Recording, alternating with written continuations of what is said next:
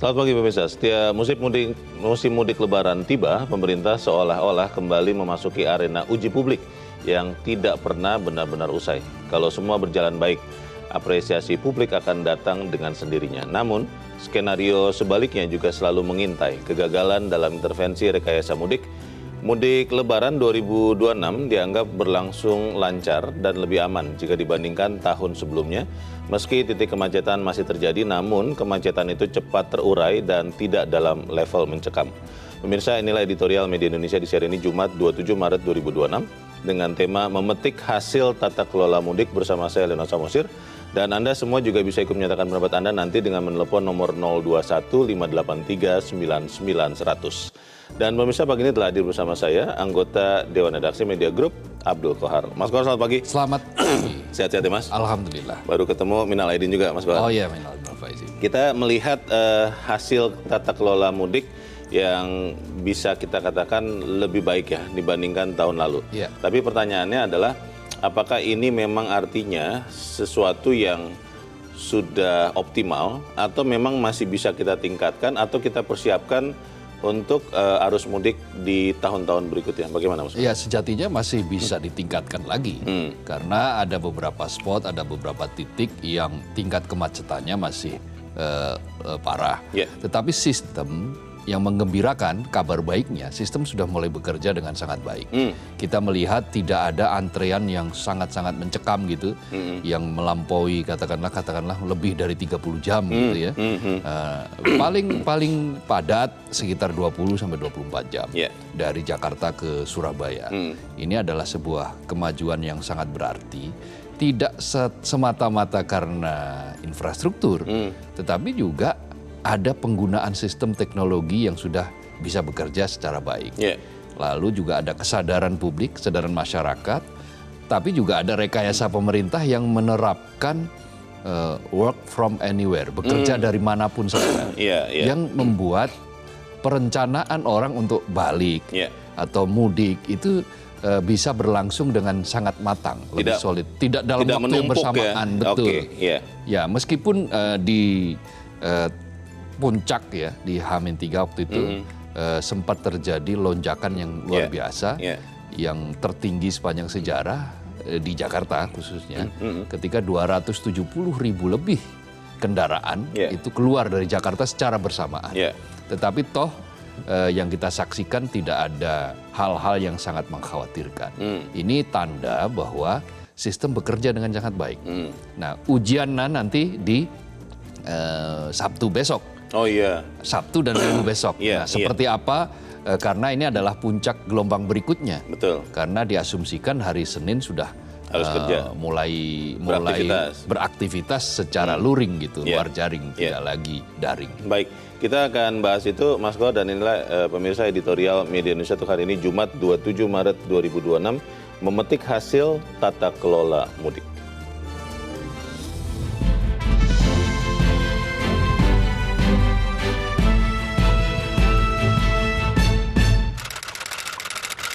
Memetik hasil tata kelola mudik.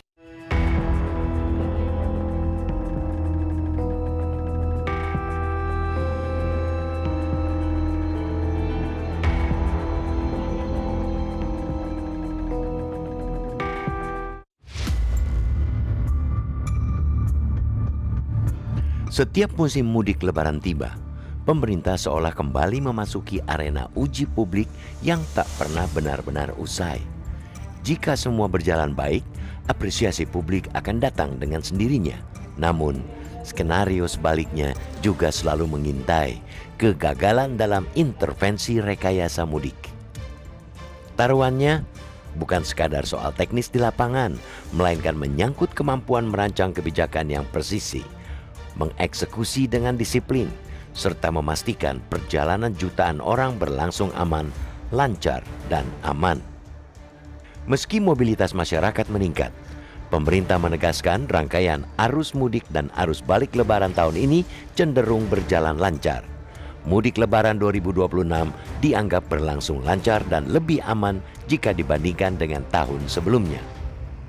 Meskipun titik kemacetan masih terjadi, namun kemacetan cepat diurai dan tidak dalam level mencekam. Pemerintah mampu mengelola tradisi tahunan ini dengan sinergi cepat lintas sektor serta pemanfaatan teknologi dalam pengaturan lalu lintas selama rangkaian arus mudik Lebaran. Buka tutup sistem kontraflow menjadi senjata andalan untuk mengurai beban arus lalu lintas mudik.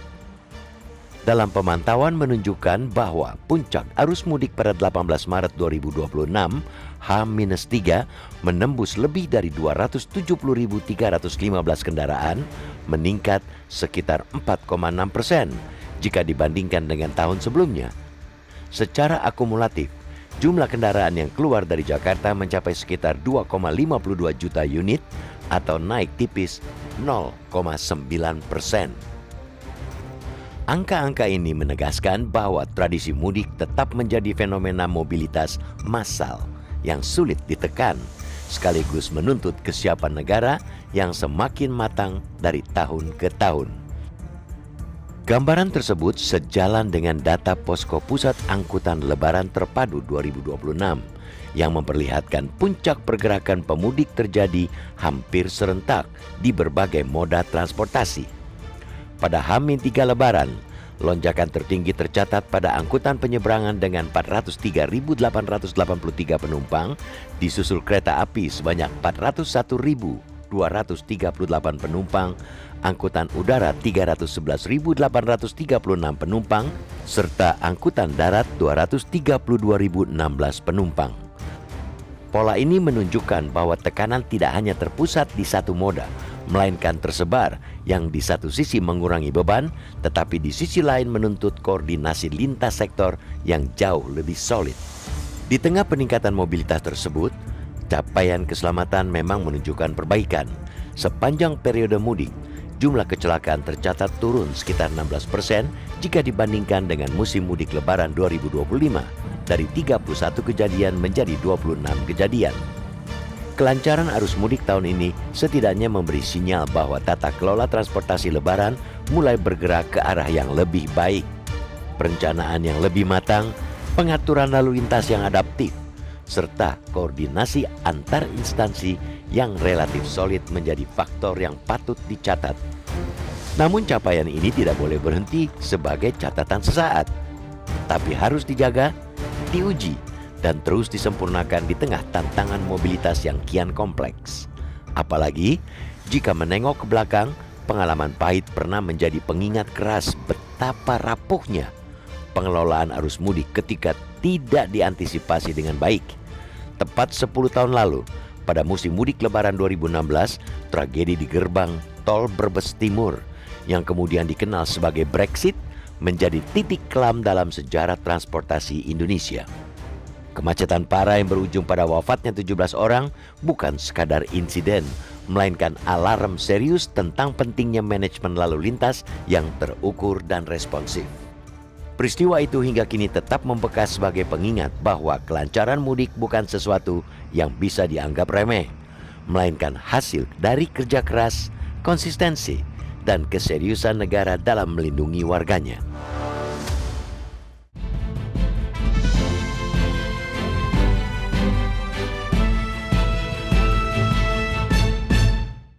Di bagian berikut Anda bisa ikut menyatakan pendapat Anda terkait editorial pagi ini, pemirsa. Untuk saat ini tetaplah bersama kami.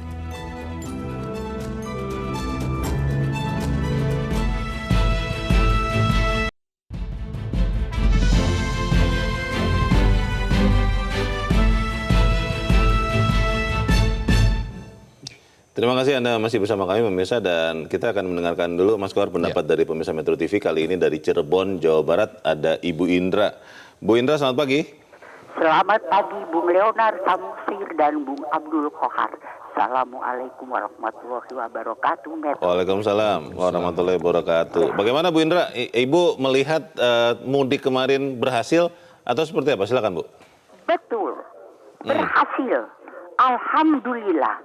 Dan itu Bung Leo, imbasnya itu terasa untuk di semua lini. Persoalannya persoalan lalu lintas, tapi rasa nyaman yang ada itu berdampak pada apapun yang kita lakukan. Jadi ini juga bisa memperlihatkan bahwa masyarakat Indonesia ini butuh pemimpin yang pakar di bidangnya, ahli, tegas dalam menjalankan misinya, dan rakyat Indonesia ini akan nurut-nurut saja kalau dia merasa terlindungi. Iya, rakyat Indonesia ini bukankah dalam suatu survei juga kata rakyat yang berbahagia. Rakyat yang berbahagia itu akan dengan mudah diatur, menjalankan apa yang membuat dia merasa terlindungi. Betul-betul tahun ini merasa nyaman dan mudah-mudahan tahun depan ditingkatkan lagi. Terima kasih Bung Leo. Assalamualaikum warahmatullahi wabarakatuh. Waalaikumsalam warahmatullahi wabarakatuh. Terima kasih Bu Indra dari Cirebon, Jawa Barat. Selamat pagi Bu. Bu Indra mengatakan ini berkat pimpinan yang mengadakan arus mudik ini. Bagaimana Mas Kor? Ya, kita perlu apresiasi semua pihak ya. Ini adalah kerja bareng, bukan hanya satu sektor, tetapi yang paling kita sorot ya, perlu mendapatkan sorotan bagus kali ini menurut saya adalah di Korlantas. Karena kita saksikan pengaturan arus lalu lintas itu luar biasa bagus. Menggunakan teknologi yang lebih tersistematisasi. Lalu indikator lainnya adalah turunnya angka kecelakaan. Dari 31 kejadian menjadi tahun lalu ya, sekarang menjadi 26 kejadian. Dan mudah-mudahan tahun depan semakin turun lagi. Kalau bisa minim ya? Kalau bisa nihil. Itu sangat mungkin bisa dicapai. Karena itu apresiasi setinggi-tingginya juga perlu kita sampaikan kepada para pihak. Ya terutama mungkin di jajaran kepolisian, di koordinator lalu lintas. Ini menunjukkan bahwa kalau ada koordinasi yang tersistematisasi, kalau ada komunikasi yang konsisten, yang baik, maka ya hasilnya akan baik. Meskipun katakanlah belum bisa kita katakan sangat maksimal, tetapi progres, peningkatan dari waktu ke waktu, karena memang mengakomodasi jutaan orang, ada 153 juta lebih mobilisasi selama Lebaran. Bergerak bersama-sama. Bergerak secara bersamaan dalam beberapa hari selama Lebaran ini. Itu tentu saja bukan pengelolaan yang mudah. Karena angka yang sangat besar, jumlah yang sangat besar. Tetapi dengan sistem yang benar, dengan koordinasi yang benar, dengan sinergi yang benar, dengan kolaborasi yang tepat, maka yang kita saksikan adalah ya kenyamanan. Ada kemacetan tetapi tidak terlalu ekstrim. Ada kemacetan tapi tidak sampai kemudian menimbulkan trauma seperti yang pernah terjadi ketika 2016 di Brebes, di Brebes exit yang terkenal dengan Brexit itu. Nah, akhirnya yang kita saksikan ya ada selain akomodasi yang bagus, tapi juga keselamatan.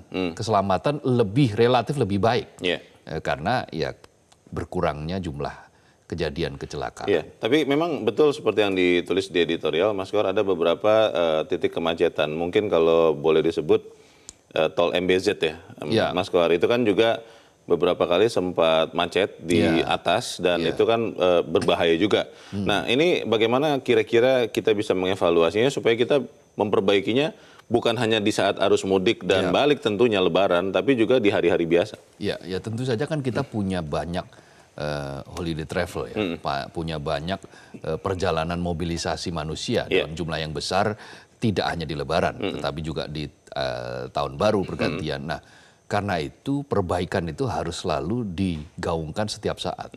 Sistem itu harus diperbaiki setiap saat. Jangan hanya ketika menjelang titik-titik tertentu, spot-spot tertentu seperti kayak tahun baru, Natal dan tahun baru atau menjelang Lebaran. Tetapi sebisa mungkin dia dirancang menjadi sistem yang berkelanjutan. Pertanyaannya itu bagaimana mempertahankan sistem dan meningkatkan ini, kita bahas di bagian berikut. Mas Kor, bisa tetap bersama kami, editorial Media Indonesia segera kembali.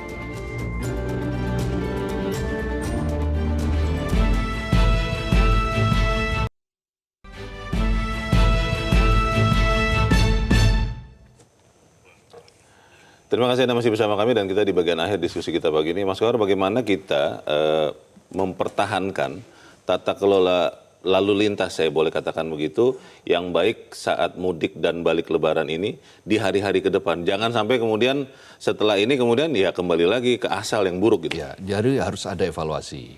Evaluasi yang paling penting secara berkala, secara bertahap, bukan hanya ketika menjelang libur ya, apakah itu libur Lebaran atau Tahun Baru. Mentalitas dikebut di ujung itu harus mulai dihilangkan. Sistem kebut semalam Sistem kebut semalam itu harus mulai dihilangkan. Koordinasi itu harus terus berjalan meskipun di dalam situasi yang di luar ya, di luar peak season, ya, di luar hari raya. Kita harus menyaksikan bahwa yang namanya pelayanan publik itu tidak mengenal hari tertentu. Pelayanan publik itu hari demi hari, jam demi jam, menit demi menit. Setiap saat. Nah kan jalan raya ini juga fasilitas publik yang mengharuskan adanya layanan publik yang dituntut layanan yang betul-betul efektif, efisien, bermutu, ya, terbaik gitu. Itu yang perlu disampaikan. Termasuk dalam misalnya ketika perbaikan jalan. Bagaimana perbaikan jalan itu tidak sampai membuat kemacetan yang luar biasa. Betul. Sampai saat ini kita masih menyaksikan perbaikan jalan itu menimbulkan kemacetan yang luar biasa. Untuk jangka waktu yang lebih lama bila dibandingkan dengan sejumlah negara katakanlah di Cina itu atau di Tiongkok itu perbaikan jalan ya dilakukan memang mengganggu sempat membuat macet tapi 15 menit selesai. Artinya sistem dengan menggunakan teknologi, dengan menggunakan artificial intelligence, itu ternyata sudah bisa kok membuat segala sesuatunya itu berjalan lebih efektif, lebih efisien, dan lebih presisi. Nah, arus mudik, arus balik, infrastruktur mudik, infrastruktur untuk arus balik, itu harus didesain oleh sebuah teknologi yang sangat canggih seperti itu. Dan Indonesia bisa ya? Indonesia bisa, banyak sekali ahli di Indonesia ini yang bisa merancang itu semua. Tinggal persoalannya kolaborasinya seperti apa, mau atau tidak mau, dan kita siap atau tidak siap, dan kita konsisten atau nggak konsisten. Itu dia. Gitu. Itu kata kuncinya, konsistensi itu. Baik, kita harap hal itu yang akan terus terjadi. Mas Kohar, terima kasih sudah hadir di tempat ini. Selamat pagi, Mas. Selamat pagi, Bung Leo. Pemirsa, kelancaran arus mudik tahun ini setidaknya memberikan sinyal bahwa tata kelola transportasi Lebaran mulai bergerak ke arah yang lebih baik. Perencanaan lebih matang, pengaturan lalu lintas adaptif, serta koordinasi antar instansi yang relatif solid menjadi faktor yang patut dicatat. Saya, Leona Samosir, berterima kasih Anda sudah menyimak editorial Media Indonesia untuk pagi ini. Terus jaga kesehatan Anda, terus jaga nurani Anda. Selamat pagi, sampai jumpa.